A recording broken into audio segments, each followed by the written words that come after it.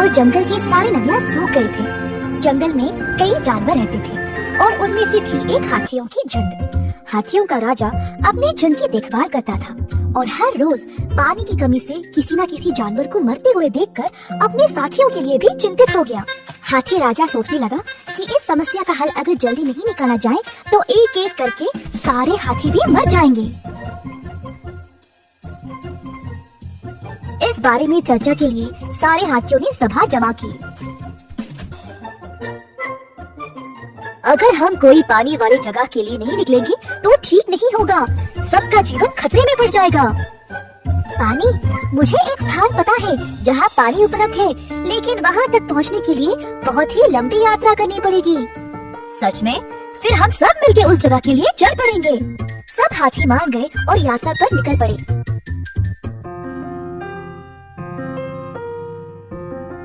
बहुत देर तक चलने के बाद प्यासे हाथियों को कहीं दूर वो नदी नजर आने लगी। तुरंत सब हाथी नदी की ओर दौड़ने लगे। उसी रास्ते पर एक चूहों की बस्ती थी जो हाथियों के दौड़ने की वजह से नष्ट होने लगी। सब चूहे इकट्ठा हुए इस बात पर चर्चा करने के लिए। हम सब हाथियों के पास जाकर उनसे निवेदन करते हैं कि नदी तक पहुंचने के लिए कोई और रास्ता चुने। सब चूहे हाथियों के सामने जाकर खड़े हो गए और हाथी राजा से बात करने की मांग की। जी बोलिए। हाथी राजा, हम यहाँ बरसों से रह रहे हैं, परंतु आपके झुंड के दौड़ने से हमारी बस्ती नष्ट हो रही है। हमने अपनी कॉलोनी का आधा हिस्सा पहले ही खो दिया है। हम विनम्रता पूर्वक आपसे हमारी मदद करने का अनुरोध करते हैं। कृपया कोई और रास्ता चुने।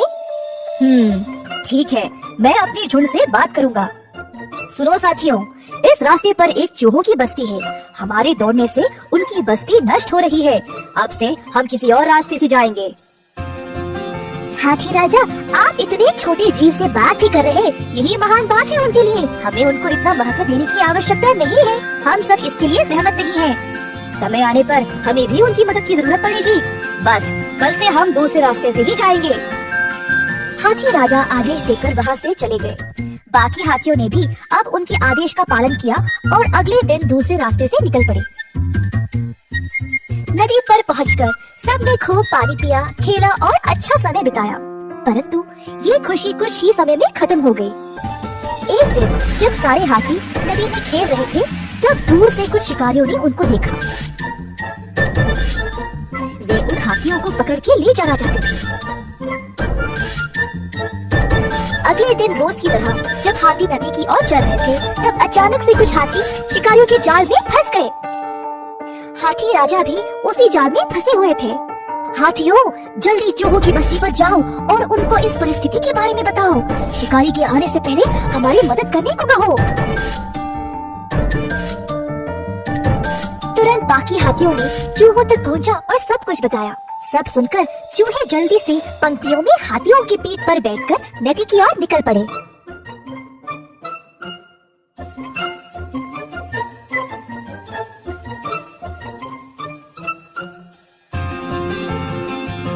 हाथों हाथ चूहे अपनी तेज दांतों की मदद से जाल को कुतरने लगे और जल्द सब हाथी जाल से छूट गए। जाल से मुक्त होने के बाद हाथी राजा उस हाथी के पास गया जिसने चूहों को नीच नजर से देखा था। तुम्हें चूहों से माफी मांगनी चाहिए, बोला हाथी राजा गुस्से से। और फिर सब चूहों को धन्यवाद किया। सब हाथियों को ये एहसास हुआ कि कोई भी जीव कितना भी छोटा क्यों ना हो, कभी भी उसकी क्षमताओं को कम नहीं आंकना चाहिए। और उस दिन से सब साथ रहे और खुशी से नदी में खेला।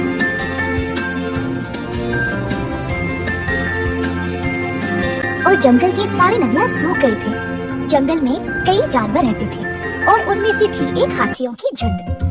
हाथियों का राजा अपने झुंड की देखभाल करता था और हर रोज पानी की कमी से किसी न किसी जानवर को मरते हुए देखकर अपने साथियों के लिए भी चिंतित हो गया। हाथी राजा सोचने लगा कि इस समस्या का हल अगर जल्दी नहीं निकाला जाए तो एक एक करके सारे हाथी भी मर जाएंगे। इस बारे में चर्चा के लिए सारे हाथियों ने सभा जमा की। अगर हम कोई पानी वाली जगह के लिए नहीं निकलेंगे तो ठीक नहीं होगा, सबका जीवन खतरे में पड़ जाएगा। पानी, मुझे एक स्थान पता है जहाँ पानी उपलब्ध है, लेकिन वहाँ तक पहुँचने के लिए बहुत ही लंबी यात्रा करनी पड़ेगी। सच में? फिर हम सब मिलकर उस जगह के लिए चल पड़ेंगे। सब हाथी मान गए और यात्रा पर निकल पड़े।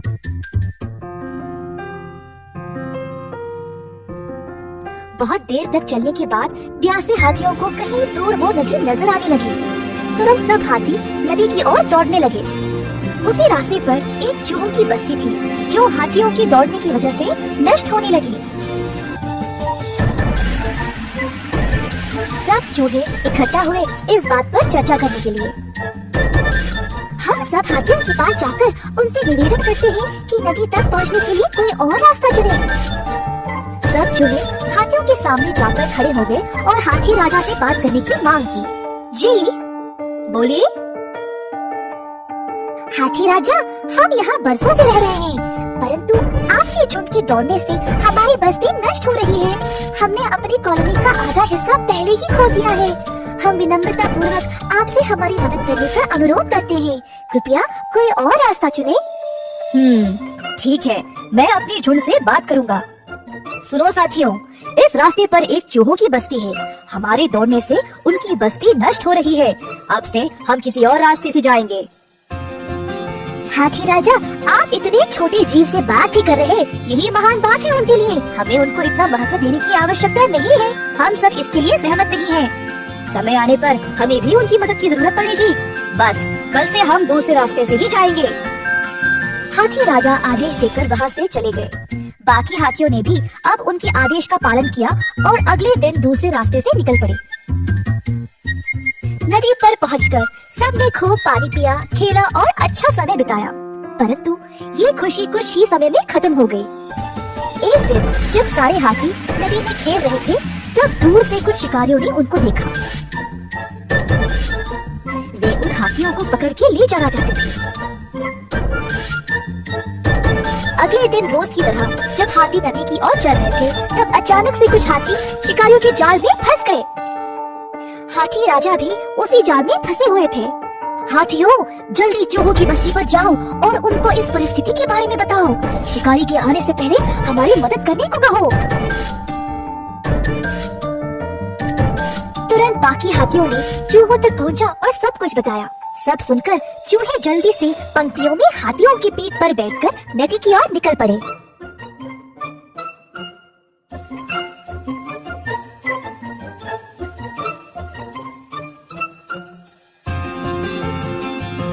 हाथों हाथ चूहे अपनी तेज दांतों की मदद से जाल को कुतरने लगे और जल्द सब हाथी जाल से छूट गए। जाल से मुक्त होने के बाद हाथी राजा उस हाथी के पास गया जिसने चूहों को नीच नजर से देखा था। तुम्हें चूहों से माफी मांगनी चाहिए, बोला हाथी राजा गुस्से से। और फिर सब चूहों को धन्यवाद किया। सब हाथियों को ये एहसास हुआ कि कोई भी जीव कितना भी छोटा क्यों ना हो, कभी भी उसकी क्षमताओं को कम नहीं आंकना चाहिए। और उस दिन से सब साथ रहे और खुशी से नदी में खेला।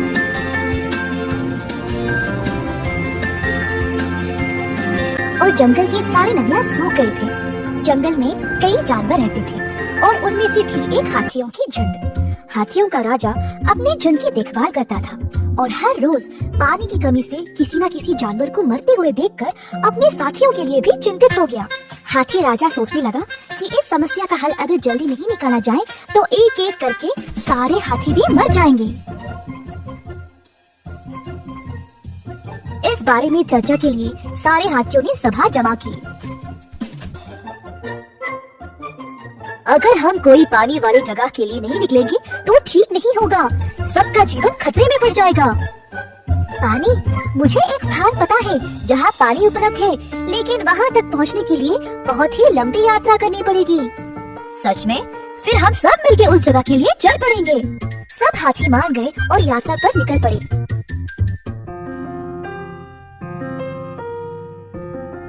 बहुत देर तक चलने के बाद प्यासे हाथियों को कहीं दूर वो नदी नजर आने लगी। तुरंत सब हाथी नदी की ओर दौड़ने लगे। उसी रास्ते पर एक चूहों की बस्ती थी जो हाथियों के दौड़ने की वजह से नष्ट होने लगी। सब चूहे इकट्ठा हुए इस बात पर चर्चा करने के लिए। हम सब हाथियों के पास जाकर उनसे निवेदन करते हैं कि नदी तक पहुंचने के लिए कोई और रास्ता चुने। सब चूहे हाथियों के सामने जाकर खड़े हो गए और हाथी राजा से बात करने की मांग की। जी बोलिए। हाथी राजा, हम यहाँ बरसों से रह रहे हैं, परंतु आपके झुंड के दौड़ने से हमारी बस्ती नष्ट हो रही है। हमने अपनी कॉलोनी का आधा हिस्सा पहले ही खो दिया है। हम विनम्रता पूर्वक आपसे हमारी मदद करने का अनुरोध करते हैं। कृपया कोई और रास्ता चुने। ठीक है, मैं अपनी झुंड से बात करूंगा। सुनो साथियों, इस रास्ते पर एक चूहों की बस्ती है। हमारे दौड़ने से उनकी बस्ती नष्ट हो रही है। अब से हम किसी और रास्ते से जाएंगे। हाथी राजा, आप इतने छोटे जीव से बात ही कर रहे हैं, यही महान बात है उनके लिए। हमें उनको इतना महत्व देने की आवश्यकता नहीं है। हम सब इसके लिए सहमत नहीं हैं। समय आने पर हमें भी उनकी मदद की जरूरत पड़ेगी। बस कल से हम दूसरे रास्ते से ही जाएंगे। हाथी राजा आदेश देकर वहाँ से चले गए। बाकी हाथियों ने भी अब उनके आदेश का पालन किया और अगले दिन दूसरे रास्ते से निकल पड़े। नदी पर पहुंचकर सबने खूब पानी पिया, खेला और अच्छा समय बिताया। परंतु ये खुशी कुछ ही समय में खत्म हो गई। एक दिन जब सारे हाथी नदी में खेल रहे थे, तब दूर से कुछ शिकारियों ने उनको देखा। वे उन हाथियों को पकड़ के ले जाना चाहते थे। अगले दिन रोज की तरह जब हाथी नदी की ओर चल रहे थे, तब अचानक से कुछ हाथी शिकारियों के जाल में फंस गए। हाथी राजा भी उसी जाल में फंसे हुए थे। हाथियों, जल्दी चूहों की बस्ती पर जाओ और उनको इस परिस्थिति के बारे में बताओ। शिकारी के आने से पहले हमारी मदद करने को कहो। तुरंत बाकी हाथियों ने चूहों तक पहुंचा और सब कुछ बताया। सब सुनकर चूहे जल्दी से पंक्तियों में हाथियों की पीठ पर बैठकर नदी की ओर निकल पड़े।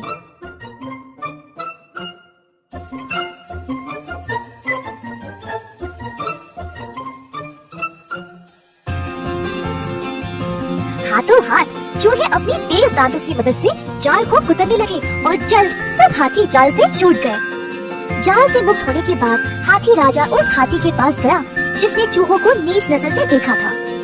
तुम्हें चूहों से माफी मांगनी चाहिए, बोला हाथी राजा गुस्से से। और फिर सब चूहों को धन्यवाद किया। सब हाथियों को ये एहसास हुआ कि कोई भी जीव कितना भी छोटा क्यों ना हो, कभी भी उसकी क्षमताओं को कम नहीं आंकना चाहिए।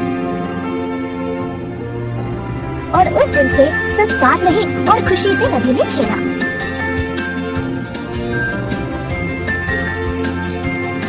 और जंगल की सारी नदियाँ सूख गई थी। जंगल में कई जानवर रहते थे और उनमें से थी एक हाथियों की झुंड। हाथियों का राजा अपने झुंड की देखभाल करता था और हर रोज पानी की कमी से किसी न किसी जानवर को मरते हुए देखकर अपने साथियों के लिए भी चिंतित हो गया। हाथी राजा सोचने लगा कि इस समस्या का हल अगर जल्दी नहीं निकाला जाए तो एक एक करके सारे हाथी भी मर जाएंगे। इस बारे में चर्चा के लिए सारे हाथियों ने सभा जमा की। अगर हम कोई पानी वाली जगह के लिए नहीं निकलेंगे तो ठीक नहीं होगा, सबका जीवन खतरे में पड़ जाएगा। पानी, मुझे एक स्थान पता है जहाँ पानी उपलब्ध है, लेकिन वहाँ तक पहुँचने के लिए बहुत ही लंबी यात्रा करनी पड़ेगी। सच में? फिर हम सब मिलकर उस जगह के लिए चल पड़ेंगे। सब हाथी मान गए और यात्रा पर निकल पड़े।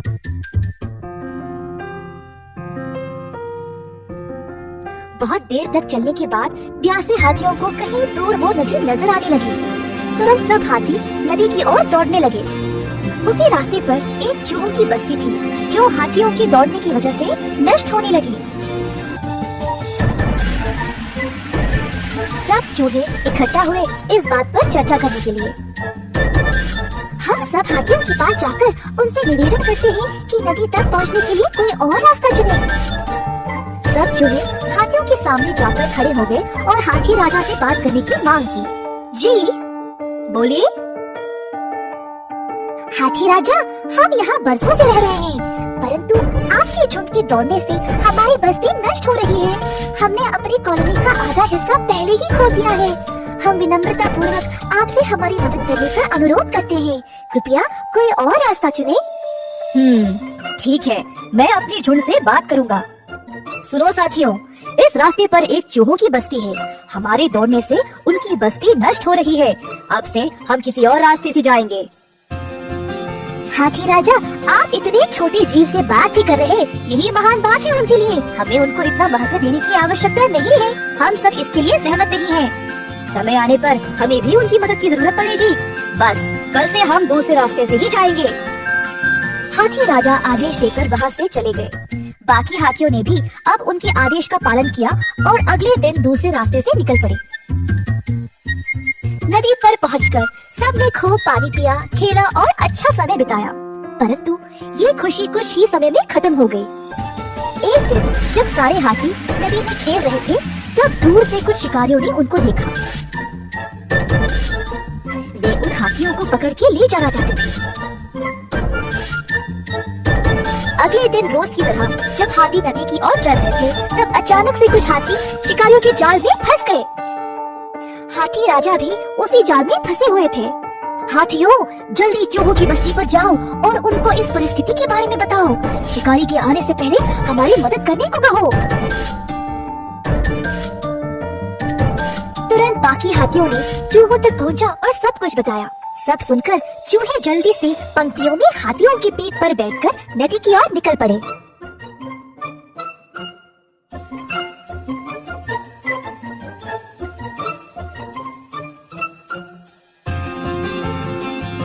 हाथों हाथ चूहे अपनी तेज दांतों की मदद से जाल को कुतरने लगे और जल्द सब हाथी जाल से छूट गए। जाल से मुक्त होने के बाद हाथी राजा उस हाथी के पास गया जिसने चूहों को नीच नजर से देखा था। तुम्हें चूहों से माफी मांगनी चाहिए, बोला हाथी राजा गुस्से से। और फिर सब चूहों को धन्यवाद किया।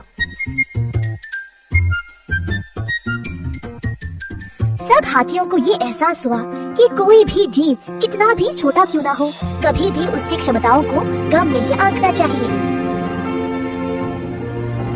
और उस दिन से सब साथ रहे और खुशी से नदी में खेला।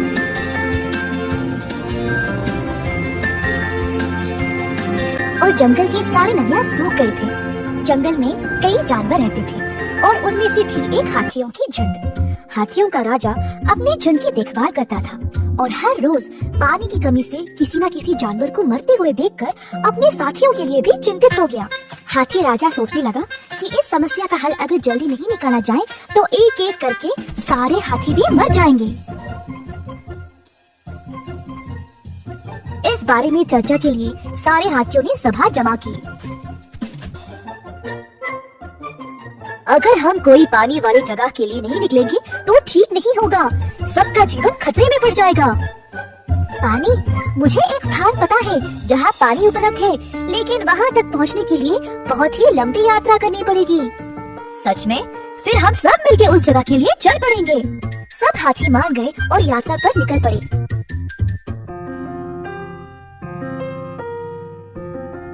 बहुत देर तक चलने के बाद प्यासे हाथियों को कहीं दूर वो नदी नजर आने लगी। तुरंत सब हाथी नदी की ओर दौड़ने लगे। उसी रास्ते पर एक चूहों की बस्ती थी जो हाथियों के दौड़ने की वजह से नष्ट होने लगी। सब चूहे इकट्ठा हुए इस बात पर चर्चा करने के लिए। हम सब हाथियों के पास जाकर उनसे निवेदन करते हैं कि नदी तक पहुंचने के लिए कोई और रास्ता चुने। सब चूहे हाथियों के सामने जाकर खड़े हो गए और हाथी राजा से बात करने की मांग की। जी, बोलिए। हाथी राजा, हम यहाँ बरसों से रह रहे हैं, परंतु आपके झुंड के दौड़ने से हमारी बस्ती नष्ट हो रही है। हमने अपनी कॉलोनी का आधा हिस्सा पहले ही खो दिया है। हम विनम्रता पूर्वक आपसे हमारी मदद करने का अनुरोध करते हैं। कृपया कोई और रास्ता चुने। ठीक है, मैं अपनी झुंड से बात करूंगा। सुनो साथियों, इस रास्ते पर एक चूहों की बस्ती है। हमारे दौड़ने से उनकी बस्ती नष्ट हो रही है। अब से हम किसी और रास्ते से जाएंगे। हाथी राजा, आप इतने छोटे जीव से बात भी कर रहे हैं, यही महान बात है उनके लिए। हमें उनको इतना महत्व देने की आवश्यकता नहीं है। हम सब इसके लिए सहमत नहीं हैं। समय आने पर हमें भी उनकी मदद की जरूरत पड़ेगी। बस कल से हम दूसरे रास्ते से ही जाएंगे। हाथी राजा आदेश देकर वहाँ से चले गए। बाकी हाथियों ने भी अब उनके आदेश का पालन किया और अगले दिन दूसरे रास्ते से निकल पड़े। नदी पर पहुंचकर सबने खूब पानी पिया, खेला और अच्छा समय बिताया। परंतु ये खुशी कुछ ही समय में खत्म हो गई। एक दिन जब सारे हाथी नदी में खेल रहे थे, तब दूर से कुछ शिकारियों ने उनको देखा। वे उन हाथियों को पकड़ के ले जाना चाहते थे। अगले दिन रोज की तरह जब हाथी नदी की ओर चल रहे थे, तब अचानक से कुछ हाथी शिकारियों के जाल में फंस गए। हाथी राजा भी उसी जाल में फंसे हुए थे। हाथियों, जल्दी चूहों की बस्ती पर जाओ और उनको इस परिस्थिति के बारे में बताओ। शिकारी के आने से पहले हमारी मदद करने को कहो। तुरंत बाकी हाथियों ने चूहों तक पहुंचा और सब कुछ बताया। सब सुनकर चूहे जल्दी से पंक्तियों में हाथियों की पीठ पर बैठकर नदी की ओर निकल पड़े।